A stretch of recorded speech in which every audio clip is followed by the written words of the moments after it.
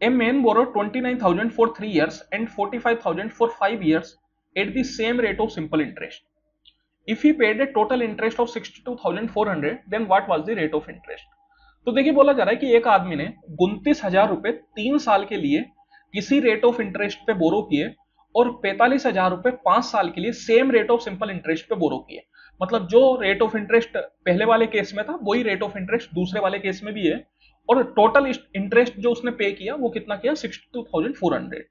तो अपन से rate of interest पूछ रहा है। तो देखिए यहाँ पे अगर मैं बात करूं तो टोटल इंटरेस्ट मतलब एक तरीके से उसने सिंपल इंटरेस्ट पे किया, क्योंकि सिंपल इंटरेस्ट पे ही अपन चल रहे हैं।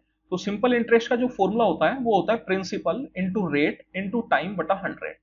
एक सिंपल सा फॉर्मूला है, इस सिंपल से फॉर्मूले को यहाँ पे अपन इस्तेमाल कर सकते हैं। तो देखिए बोला जा रहा है कि 29,000 रुपए 3 साल के लिए, तो प्रिंसिपल हो गया 29,000 मल्टीप्लाई रेट ऑफ इंटरेस्ट अपन को निकालना है x% मान लेते हैं, टाइम हो गया 3 साल डिवाइड बाय 100। फिर ये तो हुआ पहला केस। दूसरे केस में प्रिंसिपल हो गया 45,000, रेट ऑफ इंटरेस्ट सेम रहेगा x, और टाइम कितना 5 साल डिवाइड बाय 100। और ये पूरा जो इसने इंटरेस्ट पे किया वो किया 62,400। तो यहां पे जो भी कैंसिल आउट हो उसको आप कैंसिल आउट कर सकते हैं। ये 2 जीरो अपना चला गया।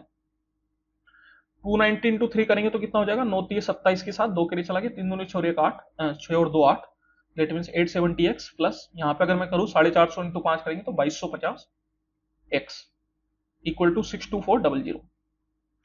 तो ये कितना हो जाएगा, देखिए 870 प्लस 2250 अगर अपन करते हैं तो 7 और 5 12 की 2, और 1 के लिए चल गया 9 प्लस 22 दैट इज 31। तो 3120 x इक्वल टू 62,400।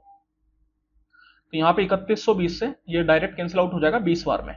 तो x की वैल्यू कितनी आ गई, तो x आ गया 20। दैट मीन्स की रेट ऑफ इंटरेस्ट कितना रहेगा, तो रेट ऑफ इंटरेस्ट अपन कह सकते हैं 20% का रहेगा।